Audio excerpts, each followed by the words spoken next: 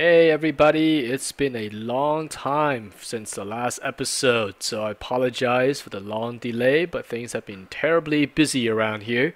So it is a Friday afternoon on a cloudy, raining day, so what a perfect time to record a new episode of Design Cinema. And so this is Feng Zhu speaking, and we're on episode 75, right?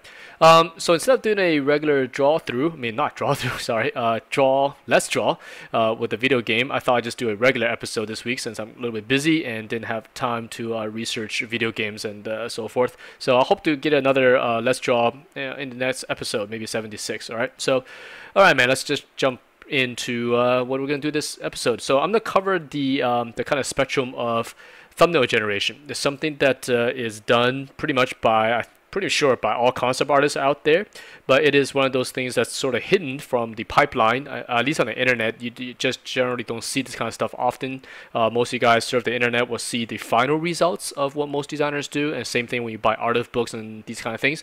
They're kind of showing you the pretty stuff, right? Because that's what sells books and gets the audience going, which is the final drawings and paintings.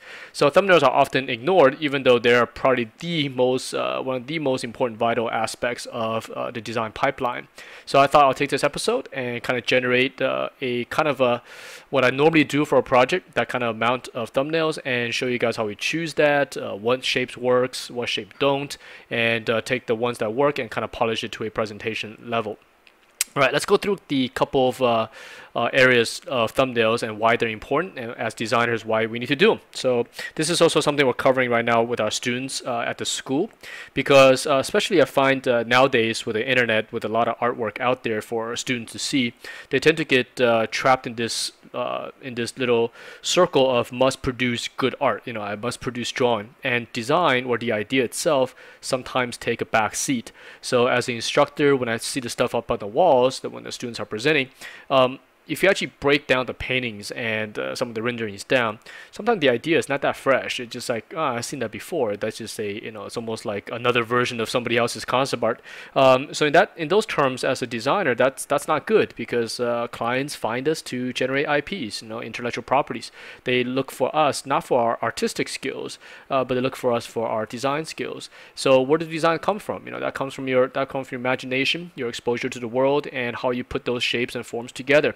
And so as a designer, we have to spend quite a bit of time thinking, right? And I want to stress that one more time, thinking about what you are going to put down paper before you commit to the rendering and the pretty, what we call in the industry, sexing things up a bit for the clients, right? So this part, what I'm doing right now on the paper, on the canvas, is actually the part the client's actually paying you to do, right? It's just that these are thumbnails and they're kind of loose and you can't show them to clients, but the idea is actually captured at this very early stage. So we also have to do a little bit of art direction. Okay, so let me just slow down a bit and talk about one at a time what thumbnails are for. So let's talk about one, thumbnails, right? Idea generation.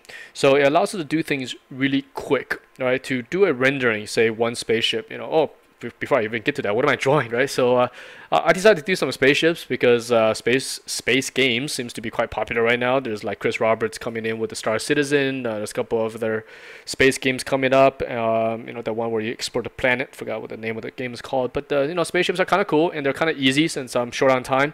I'll draw something that's not super challenging to do. So I'm gonna just tackle some spaceships. But I actually end up doing alien spaceships versus these kind of Terran spaceships because they're kind of generic, which kind of defeats the purpose of generating new ideas. So I ended up doing some kind of a little bit different looking spaceships. So back to topic. So thumbnails, right? They're fast.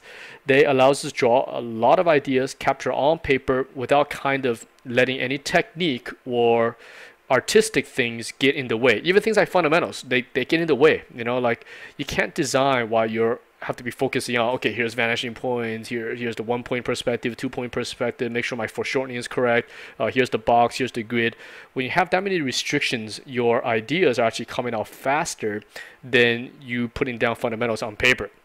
So of course fundamentals things are important because that makes your drawing look good, but in the early stage of thinking, you almost want to ignore those kind of things and just go purely for the idea itself. Even in this case, I'm drawing perspective. You don't even need to do that. If you're practicing at home, just draw front view, side view, whatever's the easiest drawings. And the thing you have to be very confident in is that these things, you don't have to show it to nobody. You're doing it for yourself. You do as many as you want, drawing a sketchbook, drawing on crappy paper, drawing on copy paper, drawing a nice sketchbook, doesn't really matter as long as you're out there generating ideas. Because once you have that, then you got it going. That's the thing you want to bring to a painting or a rendering or a nice line drawing, which is the idea itself. Especially nowadays with so many IPs out there, so many studios looking for original IPs, it's getting harder and harder because there's so many ways you could do a spaceship, so many ways you could do a space marine, so many ways you could do a mech. But studios are looking to you to bring them the one that's going to stand out from the crowd and get their IP shown to the audience and go, wow, that's refreshing, that idea is very, very cool. So that's tricky. And thumbnails, again, is one of those things that helps us bring those ideas down. All right, so let's talk about 2 about thumbnails, which is, in this case, how many are you going to do per page? That's some of those questions that the students come up with, which is like, I could do thumbnails forever. And it's true. You could draw these for the entire day and end up with hundreds of them.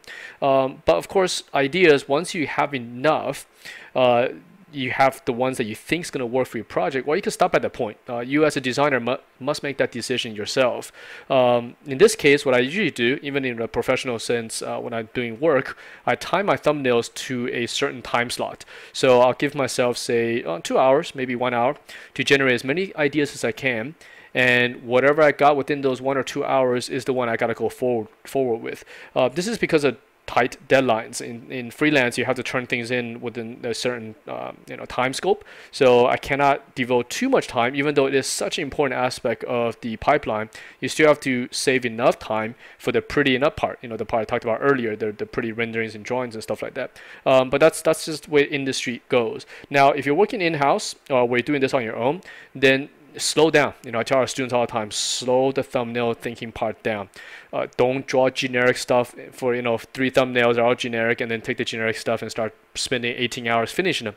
Instead, I'd rather them spend 18 hours doing really fresh ideas, things that are thought out, things that are thought through, things that are not derivative art of somebody else's, and then spend a few hours rendering that, right? So let me jump to the video here real quick. You can see I skipped ahead a little bit because I think you guys get bored with me drawing everything over and over. So I skipped about half an hour in real time of just drawing spaceships, and you can just see almost an evolution of these shapes going from the Terran shapes slowly into this kind of seashell inspired alien spaceship. I just started drawing and these shapes started coming out.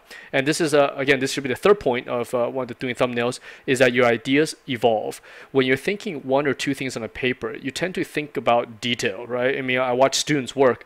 If they don't think early, what happens is they get devoted to a single drawing very early on, and they immediately go into details. They're starting to draw the eyes and drawing the teeth and making things all perfect. But the idea itself at that point sometimes is not even good yet. It's still very generic, it's very derivative, but yet they're already hunkered down. And because they have devoted time to the details, at this point they don't want to give up the drawing. They don't want to throw it away. They're like, oh man, I already spent 3 hours on this drawing.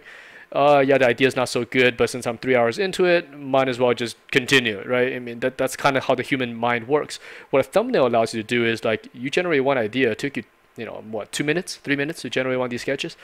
You could throw that away. You can morph that into another one, another 3-4 minutes. Now you morph to another one. And so your ideas is actually evolving over time, and you start to refine your own ideas. And on top of that, you start to get some happy coincidence, right? Like we say, happy accidents, because you might accidentally draw a shape, or 2 shapes come together, or 2 thumbnails jam together, or you're a slip of a pen. And these things all start to morph and add, like in biology, right? Mutations. Your shapes is basically mutating over time. And you're finding designs that, wait, that looks pretty cool, man. This one totally works. And if you only generated 1 or 2 drawings, these things might ever not come out in front of you, right? And you, as visual artists, we have to see these things in front of us. So I could think all day about alien spaceships, but until I actually devoted that sketch down to paper, I'm not actually executing or solving that design problem until I draw it down. So thumbnails, again, is great for that kind of stuff. You can just generate as many as you want and let your idea morph over time. So here I'm restricted by time. I'm running under a clock about an hour. But during my student days back in our center, I remember just staying up late, drawing drawing. I couldn't stop because it gets quite addictive because you're just creating ideas on your own. These are all your creations, and you actually get addicted to like, man, I gotta stop drawing thumbnails, otherwise I end up with 4 or 5 pages of these, and it's gonna be pretty hard to narrow the good designs down. But having that is a good problem. That's not a bad problem, because if you have a lot of good ideas, hey, you could turn in maybe 2 or 3 to the clients, and you still got 10 more to go, for the next round. So in this case, I'm just trying to fill the paper, try to get the since I have some time, and the OCD part of me wants to fill out every corner of this paper to not leave it blank. So I'm gonna go ahead and just draw as many ideas as I can. And sometimes the negative space also creates shapes. If you have a triangle in a corner that's open, maybe I'll draw a spaceship that fits that into that corner. So. All right, so let's talk about number 5 or something like that, for some of the tips why thumbnails are important. And that is to allow the team to see your ideas very, very early on. And this is more important if you're working in the industry, because everyone's making money, everyone's getting paid per time, so you don't want to waste nobody's time. You don't want to waste yours, you don't want to waste your art directors, and certainly you don't want to waste the project's delivery time. So during thumbnail stage, especially if you're in-house, you can just call your art directors over and tell them, hey man, check out what I'm doing. Here's a bunch of thumbnails. What do you think? And pretend looking at this page, art director comes over right now and go, dude, all of these sucks. And then so what? This is only about what, half an hour, something like that into the day, right? So it's like 9:30 or 10:30 in the morning.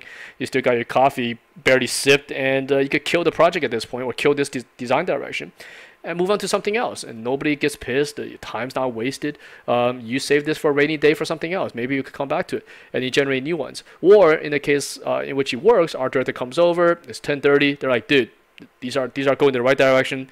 Do a few more, let me take another look, and we'll pick a few and move forward for that. And then think about how awesome that is, because your design's already approved. Okay, your morale is probably already much higher, because it's 10:30 in the morning, and your design's already approved pretty much at that point, and the rest of your day is already set, because once you pick the 3 or 4 thumbnails to finish for the rest of the day, your schedule is already done. You're like, okay, I got 8 hours left in a work day. I'll devote 2 hours each. My day is set. Put some music on and start cranking. So I believe this is a technique that again, most of us use in this business. It's common sense, to design with ideas already down versus designing as you go. So, and that is one of those things that I mentioned earlier. Some of our students fall into that trap in which they forego design and go for artistic finish first. And as a designer, we have to wear the designer hat first, right? Imagine you have the caps on your head. The first cap you put on is a designer cap. Spend the time. Who cares about artistic stuff? Who cares about quality? Who cares about fundamentals? Who cares about all those things? The only thing you care about at this point, idea, design. What are you doing? Is it cool? Is it fresh? Is it entertaining people? Is it new?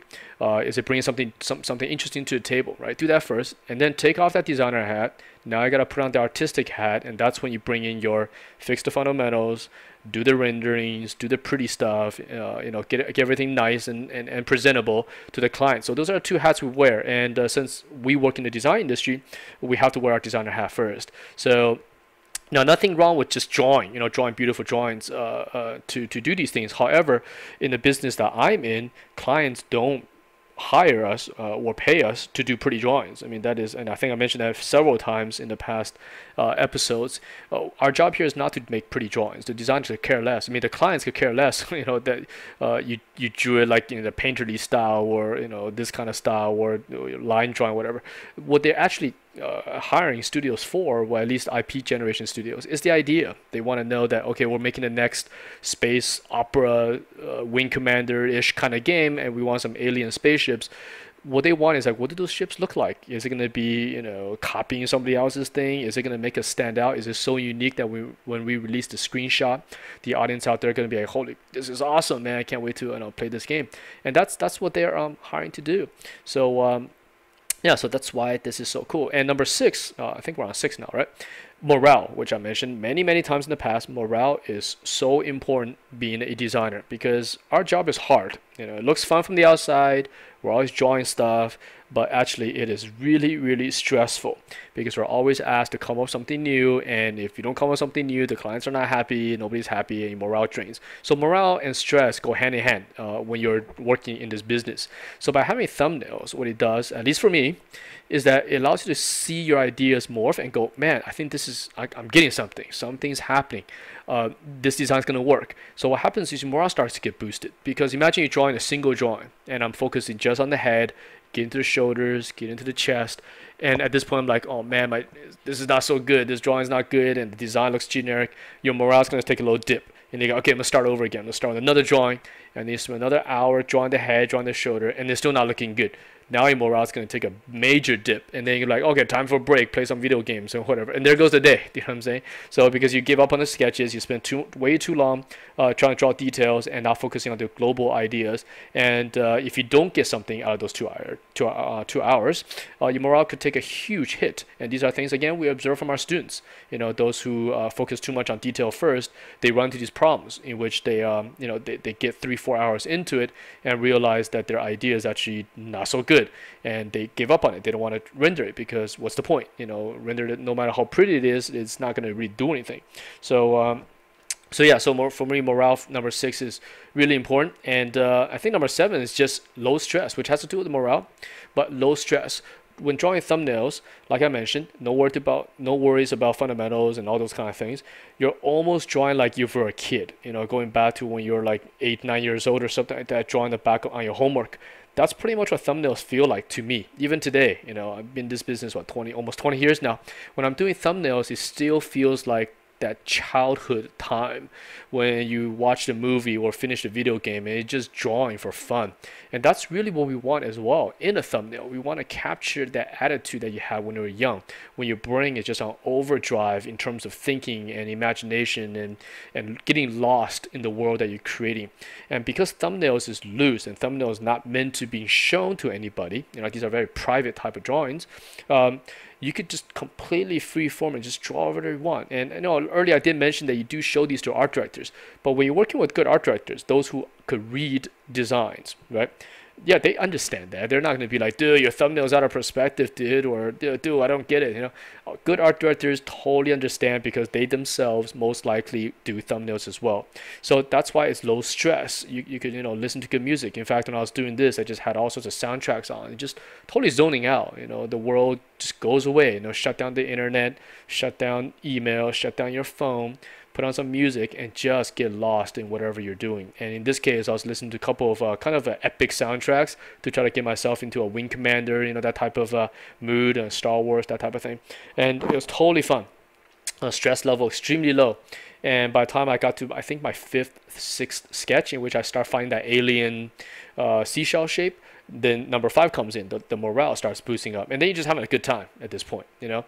And these are things, you know, even when I was a student, I had to, you know, this kind of stuff I learned over time. No one really taught this stuff to me. A little bit of it, but not really why, you know, why do we do thumbnails? What's the importance of that? Until you started working and started realizing, man, you know, this job is stressful, and if you don't use this technique, you could work yourself into a little corner, which I mentioned earlier, by drawing tight drawings or not focusing on the idea and committing too early to a painting, or not committing any design at all, and you're just kind of blabbing paint on a page, and you know, 20-30 minutes later you're like, what the heck am I putting down? This makes no sense. The perspective sucks, the design sucks, there's no lighting, you know, those are things you run into. So then that's why we do thumbnails. And this also works for environments, it works for characters, it works for everything. In fact, if you guys find this episode interesting, I have no idea, if you guys find it interesting, maybe I'll do a follow-up with soft surface, in which you do some characters or creatures and so forth with same thing, generating a bunch of thumbnails. And I do want you guys to try this, you know, go home, or not, you guys are probably home, take a piece of paper and pen or Photoshop and just draw, you know, shut down the world and just draw whatever you want, and come up with something when you draw, give you some ideas, versus you know, looking at whatever the internet has and just go, okay, that guy drew this, I'm gonna draw that too. Draw your own stuff, come up with some fresh ideas and try that. You know, it's very refreshing to do so, and that's something we try to push our students here all the time, because we know they're also active on the internet. They see what's being posted, they see what films are coming out, and it's human nature to kind of you know, draw other people's stuff. You know, it's kind of fun. But as a designer, we have to differentiate. At what point are we doing our job? At what point are we just drawing for, you know, for the sake of entertaining ourselves?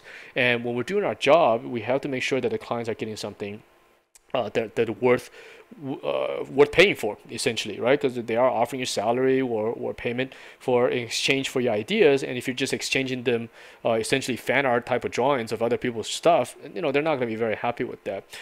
So yeah, so thumbnails helps with that. Let me try to think of other things that are helpful in terms of what thumbnails are for. Oh, another one, number 8, which is a ton of ideas in a short amount of time that you can actually save. So I briefly mentioned this earlier because we're not going to render all these up. There's like what, 30, 40 of these things on the page at this point.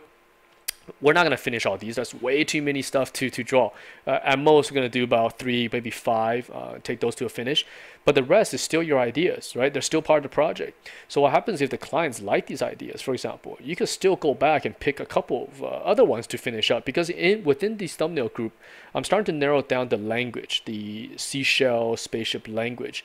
But I actually altered the functionality of these ships. So you can see some are vertical, some are kind of horizontal, some are very, very long, some are kind of stubby. So I'm playing around with all sorts of proportions. So in the case in which the clients like these ideas and go, hey, the seashell spaceship thing is looking pretty cool, for the next day, I can just take a few more of these thumbnails and finish those up, low stress, and high morale, because you already solved the design problem very early on.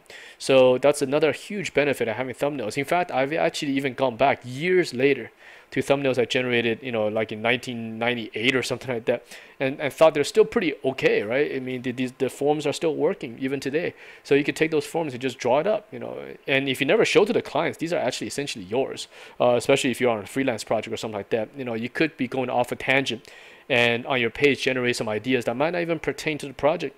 In that case, it doesn't fit for client work, right? You don't want to show stuff that doesn't fit their project, but that doesn't mean that the designs are bad, right? In this case, maybe I start doing some very, let's see, super organic spaceships, things that have tentacles on it or something like that. And I know the clients probably don't want that. In that case, I'm not going to delete the thumbnail from my drawing. I'll just keep it there. I'll keep it there for something else. Or maybe the clients come back and want that. And if they don't, I could save it for something else, my own personal project. Maybe there's another client project coming up that I could morph that into something else, because all of this is idea. And since you're doing this so quick, you're not eating into your client's time, right? You're not like taking their work and like refurbishing it. That's not the point here. The point is that you're just generating ideas. It's like writing down a bunch of paragraphs on the page and you're picking out the words that you like from that paragraph. So same type of thing. It allows you to just save a bunch of ideas early on the page. So, and I just thought of another thing, number 9. Are we on number 9? I think number 9. Number 9 is allow you to compare or cross-check your designs from one to another. Since you have everything on a single page, it's so much easier to check against your own ideas, right? Because if you draw in a big drawing or if you have a single drawing, you can't even do that because you only have one thing to do. If you have 2 and they're both big, you still have to kind of look back and forth. In the case like this, because they're all on the page all at the same time, you can look over and get ideas and go check, hey, this shape is working, this one's not working. Since this is not working, I'm gonna ignore that for my next sketch, right? It's kind of like a refinement phase while you're drawing. So, and that kind of goes to number 10, which is you could build off of ideas from earlier. For example, you could draw something that's not going anywhere. Like, okay, this drawing is not working, this thumbnail is not working. Then you start a new drawing, but you could kind of look out the corner of your eye and see a shape that you might like. You're like, that overall thing don't work, but I do like what this part of the shape is doing from the previous sketch, and I'm going to bring that over to this one. So that kind of go hand in hand with metamorphizing or evolving your sketch. But by having those drawings on the page, you can keep your eye refreshed. In this case, for example, if you look at the screen, on the upper, I'm drawing right now, drawing this kind of very long ship, right? On the upper left, you can see kind of a seashell, kind of those very ancient looking seashell inspired spaceship. I love the way that curves underneath like that. So that right now on this long one, I'm actually morphing the same shape into this long version, except I'm just stretching it out. Versus going vertical, I'm going horizontal. And that's completely being built by the drawing that's next to it. So if that drawing wasn't there, maybe I wouldn't catch that idea or shape and won't use it. So this is just a huge benefit when it comes to design, that you keep yourself in check. So let me think, where are we on? Number 11 now? Let's see, what could 11 be? I guess 11 could be, which I didn't do in this case, maybe I'll do next week, which is thumbnails are fun, especially if you keep on a layer. And you can actually do mishmash design, which is quite fun because especially in this case, you look at my spaceships here, they're all drawn in a very similar perspective. Even though they're not very fundamentally correct at this point, the perspective is somewhat the same. They're using the same camera. What you can actually do is you can actually morph, you can squeeze one thumbnail into another one. And maybe I'll show you guys this on the next episode. It's quite fun. And especially for things like these spaceships or say a crazy monster or creature, it works extremely well because you're just slapping one thing on top of the other and you get these mega spaceships or mega creatures just by simply combining your thumbnails into one. Something that it's hard to do when you're drawing a very clean drawing or you only have one drawing. You don't have kind of a way to play with it. In this case, think of all these as Lego pieces or a bunch of toys. And on this page, there's what, 30 toys right now we're looking at. And you could just take these toys and mishmash it together like Legos. Just stick this one to this part, stick the top of this into that one. You can even lasso pieces of a shape out and cut down to another one. Essentially, we have hundreds of forms already on this page if you think about it that way. Right? Cut a wing off, cut an engine off, cut this part off, and you can make other designs with these shapes. And I've just seen clients do that before. You could give the art director, sometimes the art director says, hey, send me over your thumbnails. And what they'll do is they like certain parts. For example, they like the top of this spaceship. They like the cockpit of this one. They like the wing of that one. And since they're art directors, they know how Photoshop works. They'll go ahead and take that into Photoshop and just kind of mishmash your designs into a new design. And that's such a powerful way to work. And in fact, this is probably done in most product firms as well, in most design firms. I'm pretty sure of it, in which they take designs that are working and just bash it all together to make a new one. And that only works if you have a lot of ideas on the page, right? So let me take a sip of water for a second. Sorry. All right. So hopefully this is helping you guys, especially those who are still learning in the process. This is something that we teach our students quite early on here at the school, because it's, again, very vital to know what you're drawing, what problem you're solving before you commit to what we call the risk part, right? Right now, this is the brain part. This is using your ideas, imagination. The risk part is using your hand, and clients pay for the imagination part. So the risk we have to do, unfortunately, in a what's my dog's barking? In a perfect world, we could just turn this in and that's it. I mean, that'll be awesome. All our jobs would just be thumbnails. I think most designers would probably agree that would be really, really fun. Because sometimes doing the renderings and doing the photo stuff and doing all that kind of stuff is very time consuming, even though the idea was solved hours ago, in our own heads or in a rough sketch. It's been solved. But of course, the clients can't understand that, so we got to spend a lot of time, painting it nicely and lighting it and do all these kind of things. And there's definitely some fun aspects to that. But in terms of being a pure design, this is the most fun part. So it'd be awesome if in the industry we could just do this all day. But unfortunately, we still have to make it pretty. Otherwise, producer types and these they probably don't want to see thumbnails being done for their projects. So let's talk about a little bit of the technical part of this, how I set this up. So this is just a huge canvas. It's about, I think it's 5,000 by 3,000 or something like that, some large pixel resolution thing. But the thing about thumbnails, the name fits. It's called thumbnails for a reason. We don't want to go too big with each drawing. So if you actually break it down, this is a 5,000 pixel wide image. Each drawing is only about 500 pixels wide, something quite small, right? That's the whole point. It's because we don't want to be trapped early on into details. By keeping the thing small, you can actually still capture major forms and even your secondary detail indication, but due to the pixel resolution, you cannot go in there and draw little cockpits and little nuts and bolts, things that could trap a student early on. They start worrying about like, oh, am I drawing the door handle correctly or something? That does not matter if your car doesn't even look good. You know what I'm saying? So by doing thumbnails, it prevents you from going off tangent and start focusing on the wrong stuff.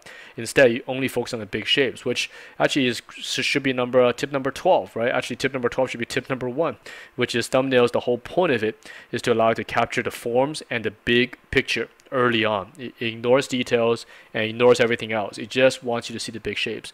And once you have those shapes, then the rest is much, much easier, because drawing details actually is not the hardest thing to do. Doing this stuff is. So okay, go back to technical stuff. So 5,000, and find a brush that you like to sketch with. The default round is not bad for sketching. And also the default airbrush. If you take the default airbrush as is in Photoshop, and shrink it down so it's only about, I think, about 5 pixels wide or something. It also makes a very, very good drawing brush because the airbrush is soft versus default round is a little bit harder on the edge there. When you take the default airbrush and shrink it way, way down, it works like a very smooth pencil. And it looks great. Maybe next episode I'll draw it in the soft airbrush. In this case, I'm sketching with a calligraphy brush that came with Photoshop. It just feels quite nice, but it only makes thick lines going one direction. It makes thin lines going the other direction. So I have to constantly flip the canvas to achieve line weight. But otherwise, it feels good on paper. But again, brushes, nothing to do with anything, right? You can use whatever brush you want. What you want to do is just pick a brush that you feel comfortable in Photoshop. And if you don't feel comfortable drawing in Photoshop, don't do it. Draw on paper. Get yourself a sketchbook. And this is something I encourage our students as well, is that don't use the tool as a way to excuse yourself from working, right? Don't say like, oh, Photoshop doesn't sketch well, so I'd rather not sketch in Photoshop. Well, draw on paper then, you know. All right, so now moving to the selecting phase. So we have about, what, 20, 30, something like that, thumbnails on the page. So what I generally do is I take this page and bring some kind of focal point to the thumbnails that are working for myself. This is a pipeline step. You don't have to do this at all. I do this for a reason because sometimes I'm involved with several projects. I'm also running companies on the during my workday. So sometimes you do a thumbnail and then you get called into a meeting for an hour, and your brain is completely like filled with something else. And when you come back to your thumbnail, you tend to forget, oh, what direction was I going again? You tend to forget. So what this does is it kind of marks the stuff I want to bring to a finish because there's something about these designs that I like. So right now in this case, I'm just using some white to wash over the drawing to pick out the ones I like. It's a very fast process. So then now I could, if I want, I could walk away from this and come back and know exactly where I stopped. Especially imagine you have like 4 or 5 pages to this. You have so many things on the page. You're like, what am I looking at? And of course, you can find your own drawings again. It's that makes sense, right? It's like you're not gonna go pick the ones you don't like, but it just saves time. You don't have to kind of look through each one and go, oh, where was I? It just cuts down a few minutes of time, right? In this case, I even marked it with a little arrow, just to remind myself where they are. So what I'm gonna do now is I'm gonna take these and copy and paste it and arrange it for presentation. This is something I want to talk about. Again, I'm showing you guys the whole pipeline going from zero essentially into something that's presented on a wall. In a video game company or even in film companies, most stuff we show are printed out. I'm pretty sure I talked about this in the past, but even so, let's just bring it up again. But before I do that, sip of water. Hold on a second. All right, so where was I? Okay, talking about prints. In most companies, things are presented in print because print is easy. You print it on a printer, you could drop it off to anyone's desk, you could stick it on any part of the wall, and everyone on the team could see it, right? If you're viewing stuff on screens, it's just a hassle. Like some guy sitting in front of it, fingers touching the screens, and artists don't want their screens touched by oily fingers and all that kind of stuff. So most things are printed. So when I'm presenting things, I always try to present it well, compositionally on paper. So in this case, I'm taking my thumbnails and actually spending quite a bit of time. This process in real time took a good 10 minutes or so to arrange things. Just trying to find a negative space. Why do this? Why just print out? Because it looks good. Good presentation helps sell your designs. A good package sells products. It works the same way here. Is that if you already have good designs and you back it up with good presentation, well, that's double win. In fact, you can actually make designs not so good, presented well, still sell. So in this case, it's just trying to make the page look good when I print it. So in most cases, we print here in Singapore, we print on A3. In the United States, it's probably 11 by 17. So somewhat like a 16 by 9 ratio, right? A little bit wide. So I'm trying to arrange these spaceships or these thumbnails in a wide format. You actually do this at the end. You don't have to do it at this point, but this is just habit. I have to do things early on, like get this stuff all figured out, so that way I don't have to think about it later. Later on, all I gotta do is just focus on the rendering part and the drawing part, and not worry about how to arrange the page. Right. So you can see here, I'm just mathematically trying to where does it go? And this stuff actually takes quite a bit of time. It gets pretty frustrating. That sometimes I mentioned to our students, I wish someone would write a plugin that could take the diameter or the outer parameters of these drawings and read and how to fit it into Photoshop automatically. That's completely doable. With algorithms. But unfortunately, I don't think that Photoshop or Adobe finds that a very useful tool. But maybe in the future they'll have something. All right, so here they are grouped. All right, so here I have a super long format here, which will work really well on a 11 by 17, and then the other one will work really well for a and A3. Okay, there's my dog again. It's Friday. A lot of people coming in and out of our company. All right, so you can see here, here's the print. Made the background black in Photoshop, so you guys can see what the paper will be. And now just rearranging. Right. So right now I'm not skipping anything. This is exactly how I do my real work, and how our students do their presentations as well. Spend quite a time presenting. Right. So the top one here is 11, will fit 11 by 17. This one here will be for A3. Arranging, shrinking things down. Also getting the orientation of the spaceships to look kind of cool. Actually, for the final, I actually combined, because I don't have enough time to finish all 8 of these. I ended up doing 5. So what I ended up doing was taking the super long one that you see right there on the very bottom right there, the super long spaceship, and kind of slapped it to the bottom of the other 4 on the A3. So that way I get 5 drawings in there instead of 4. So. Alright, so what I was going to talk about. Yeah, so let me know if this episode is interesting. Then I could do another one for soft surface, do some dragons or something. I don't know. Just so you guys can see that thumbnails is not exclusive to spaceships or anything like that. It's completely universal, useful for anything you want. And then we'll get back to video game again. So yeah, I gotta find something to do. I wanted to do Oddworld actually, the game, but the new version just came out, and it's doing quite well. So I thought, let's not step on anyone's toes here, because that game is doing really well. It looks really awesome. Let's not do a Let's Draw of a game that just came out. So I've been trying to go back and find something much older.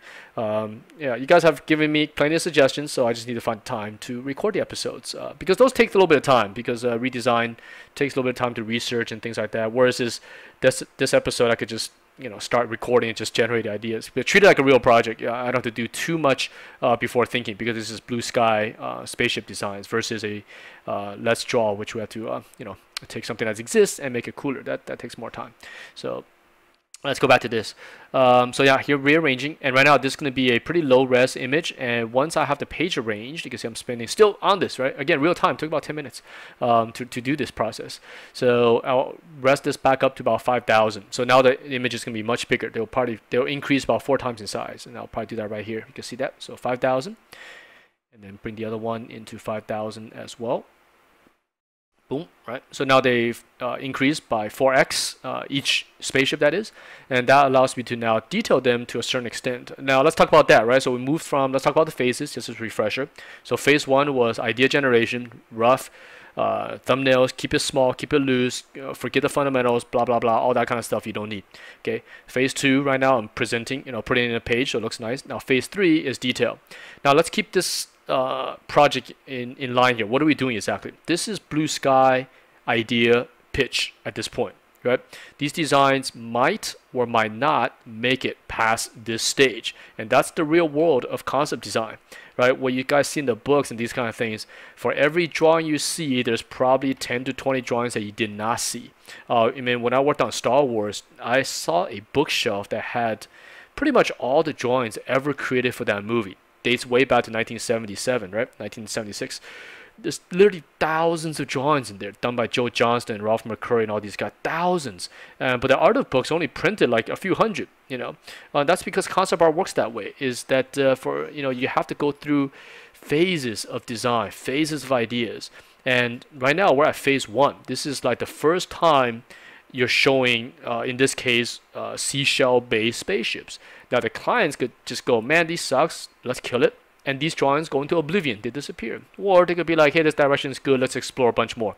And you might explore this for an entire week, maybe 2 weeks, maybe a month, and by then you've generated probably another 100 drawings. So since this is design phase 1, I don't want to commit too deeply into super tight details and super refined details, I guess, in textures and all those kind of things, because it's not that important.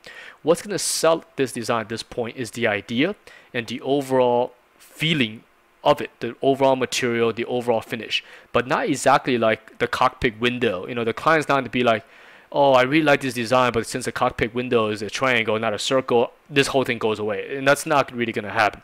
They're either going to like the idea and refine it, or they don't like the idea. And it's not usually because of a detail. So since that's the case, I don't want to spend a lot of time detailing everything out at this stage. Okay, I'm going to stress that very importantly, at this stage, because this is phase 1. If this was for phase 2, meaning that the clients already like the designs and they want this to be refined, then of course you have to be much more slower, clean stuff up. You got to have your details make sense, all the stuff makes sense. But at this point, phase 1, not the most important. In fact, most clients don't want that either, because especially if you're freelancing, doing clean details means it costs time, and time for them, it means money. So a lot of clients will tell you, hey, we just want these to be pretty rough. But what they mean by rough though is not like sloppy. You can't just be like blah, bunch of sketches and go, here it is, and they don't want that. What they meant is give us nice looking drawings, presentable drawings, but don't go freaking 2 days drawing a single drawing either. You know what I'm saying? They want like 6, 7, 8 drawings a day, that type of thing. And so you save, where do you cut time down? You cut it down on the level of finish. You cut down the details. You cut down the refinement. You cut down the, is every nut and bolt drawn perfectly? Those things are not vital at this stage. So I'm showing you how I sketch or clean up one of these drawings, and you can see that it's pretty sloppy at this point. It's not the cleanest thing, but it's cleaner than a thumbnail. Just enough for the clients to buy the idea. And later I'll finish these up a little bit of marker and things like that, and you'll see that the final presentation gets there enough. It gets to the clients the idea what these are meant to do. So, and that's, again, so those are things that's usually hidden in the the art of books and these kind of things that you guys, especially if you're a student who is not being in this industry, you might not know the entire scope of what concept art is like, and we're in product making, dude, I'm studying a lot today, man. Let me get a drink real quick, sorry about that. Yeah, it's Friday, it's been a long week, so excuse my crazy stuttering and can't talk, blah blah blah. Okay, take a deep breath, let's get back to talking.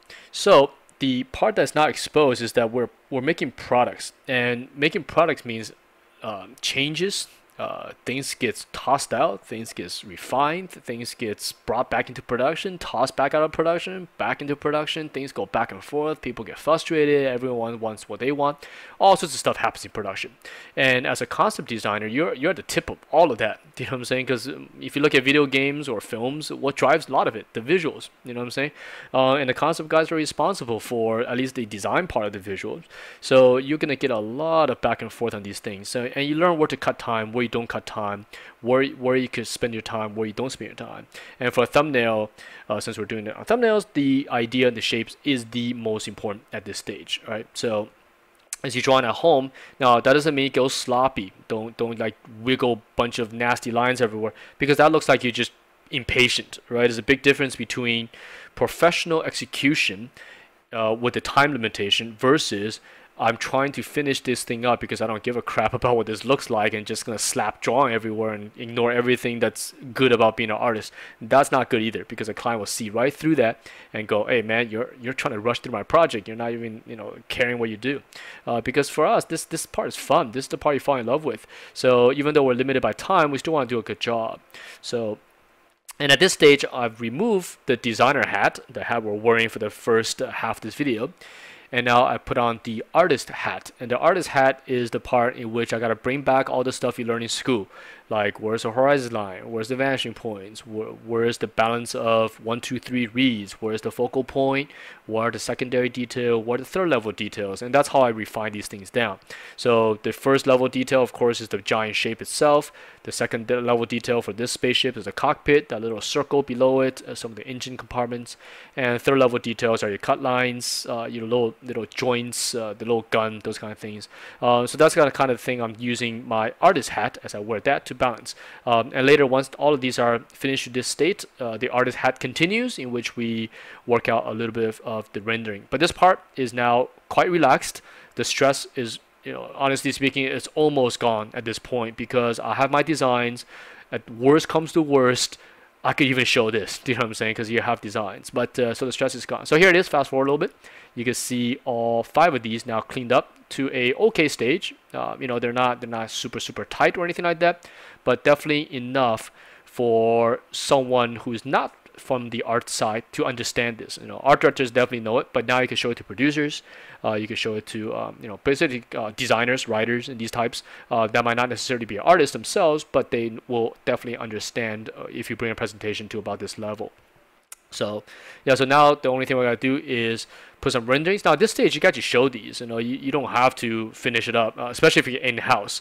For freelance, this is probably a little bit not finished. Who knows? If you work with a cool client, they could probably look at it. But in-house, this is completely presentable at this point. Print it out, slap on the wall, done. Move on to something else or start refining these to the next level. So, but I'm just gonna throw in a little bit of rendering. This has been covered a few times in the past, so I don't want to dwell too much on that. I'm just gonna kind of jumpstart it and then fast forward it to what it looks like when we're done. So first, I'm just gonna lasso everything to create a mask. Having a mask is very helpful because later if you want to snap textures, do some painting on top, the mask prevents you from painting outside of your shape. It just kind of, it takes a little bit of time to set up, a good 5-10 minutes or so to set up, but once you have that, it saves way more time in the back end.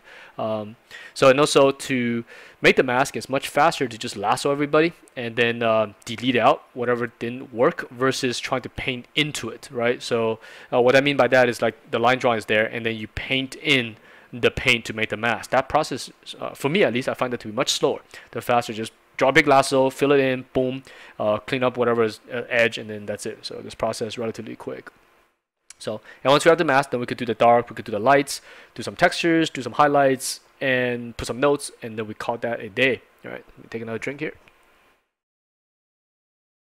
And what you're seeing here is very, very typical of something that goes on in probably hundreds of thousands of concept or entertainment studios out there. Or refinement from thumbnail to presentation, and this stuff will be printed, slap onto a wall. And most places they'll have an art wall somewhere. If you go to Ubisoft or EA and these kind of studios, there's always an art wall somewhere in the studio, generally somewhere where a lot of people could see it. And there's always going to be people hovering over that because designers obviously look at that, producers look at it, other artists look at it, 3D artists look at it, animators look at it, texture guys look at it, everyone, and even the riggers, they all look at your concept art. So this stuff generally just print it out and slap it on the wall. What I like to do is like in the morning, especially if I'm working in-house somewhere, I see like a hole on the wall, it's like, all right, there's like a 4x4 area here that's blank. At the end of the day, I want to fill that sucker up. And when I was younger, I was totally obsessed with doing things like that, which the studio's like, okay, this is the art wall right now, there's like nothing on it, please fill it. And I was like, dude, I want to fill this wall by the end of the week, that type of motivation. And it's fun because you just like stay up late and just keep cranking and then you fill that wall, and they're like, oh, now I gotta give you another wall to put stuff up. And then within like a few months, you have like half the studio covered up in concept art. And that's always quite fun because you go in and just see your stuff, and it's like you're building your own morale, right? Whenever your morale is low, you're like, look how much drawings I've done, let's cover another wall. It's a good morale booster. And two, it's a good conversation. A lot of people go to these walls and look at your designs and discuss, and your designs are always part of the conversation. So I find that to be quite fun. So okay, back to this. So continue creating the mask. Yeah, but don't do it for ego or anything like that, right? So this confidence and boosting morale is very different than, dude, everyone look at my drawings because I'm the best or something like that. That's not good. That's people gonna get annoyed by that kind of stuff. So there's more for personal morale. All right. So yeah, even do it if no one sees it. That's the thing. If you look at a lot of artists, they also hang these stuff up in their own house, in their own studios, which we also encourage our students to do. Is that they take all their homework, especially the ones that were successful, print it out and just put it on your wall. Right? It might look pretty geeky, but you're a student, you're an artist, you're learning. Who cares? You know what I'm saying? Fill your wall with concept art, inspiration art, whatever. Because all of that is actually for personal morale boosting, for inspiration, and just keeps you going forward. So, like I mentioned earlier, this business, especially if you guys are students trying to get into this business, it is stressful. It is high tension, high stress. Deadlines freaking all the time, all sorts of stuff. Clients wanting this, wanting that, and you have to find a way to keep your sanity, going for these kind of things. And that really comes down to morale. So if you're in a good mood, these days I'm super been in this business long enough that nothing really phases me. So just very, very happy. But I remember back in maybe 2002, 2001, you get into these days in which you're just under so much stress of like, oh my goodness, you know what I'm saying? It's never ending, one project to another, sometimes you're doing 4 or 5 freelance projects at one time, and you just need something to boost your morale. So yeah, do whatever it takes to do so. So once you've been in this business long enough, like 10 plus 15 plus years, it becomes pretty zenned out. You could put up with pretty much whatever stress there is out there. But until then, do things that's going to help you. So hopefully this episode with thumbnails helps you get you part of that. Okay, so here I'm trying something. I actually ended up throwing this away, which is I kind of want to try a white shell, like on a seashell, and the inside is kind of dark, but I end up not liking it. it created too much of a contrast that wasn't quite working with the forms themselves. But just try it. It's fast. And since I have the mask, I just selected the mask and then just use the airbrush to brush the parts that are bright. But you can see it starts creating some funky shapes. I didn't like it. It's too confusing, so I ended up scrapping it. But yeah, but these are things you do with a thumbnail, right? The whole point is that these are meant to be fast. These drawings in real time. Actually, if I didn't speed this video up, the entire process took about, let me think, hour two. I think about 3 hours, close to 4. I think 3 hours and 45 minutes, if I recall, something like that. So that's less than a workday. You know what I'm saying? To get to this point here, to have 5 thumbnails. So if I push myself in a workday here, probably end up with something about 8 or 10 something of this drawings, and I don't even have to put all 5 of them on a single page. You could divide it up to 3 per A3 page, or 3 per 11 by 17, and print out 3-4 drawings at the end of the day, and that looked pretty good on the wall. That'll be enough of a conversation starter for the team to go over at the end of the day, right? And most production meetings happen around 5-6 o'clock at night. I mean, at the close of the workday, so everyone gets together and go through all the concept art that you've generated. So here I'm going to show you the kind of the finish. Right now I'm actually moving in real time. This part is not fast forwarded, so I could kind of talk it over a bit. Yeah, so I could turn on the mask, and then I'm going to turn on the layer that had the textures. I just kind of spent about 20-30 minutes doing this process. It's pretty fast. Slap some textures, and you can see it's quite loose. It's pretty sloppy in terms of the texture themselves. They're not cleaned, right? But the drawing themselves are cleaned up, so the drawing is not that slapped. Put some notes on it: A, B, C, D, E, F, or A, B, C, D, E, F. Put a human scale. Since we're dealing with spaceships, we wanted the clients to see how big these guys are. And yeah, that's about it. You know, let's open up the original thumbnail. You can see the last one. Boom. Right.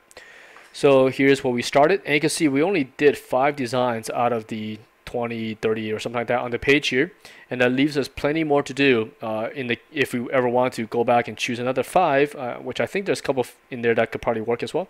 We could present another page. So thumbnails, look how powerful this stuff is. And now we could take this spaceship and drop into a production painting. We could draw some finished renderings of it. We could do some cutaways of it. There's a lot of stuff we could do with it if the design had moved on to the next stage. So this is again stage 1, idea generation. Super fast, super fun, and hopefully you guys could give this a try as well. You know, just yeah, post it up and you know, see what these look like. And you could get all these from my blog. I'll try to put the thumbnail page up as well, so you guys could go ahead and download that. And I think next week or next episode, I can't promise next week, but next episode I'll try to do a soft surface at the same time. Since I already talked about thumbnail generation, I'll use that episode as an opportunity to cover some question and answers, which I think there's plenty since the last time I've done one.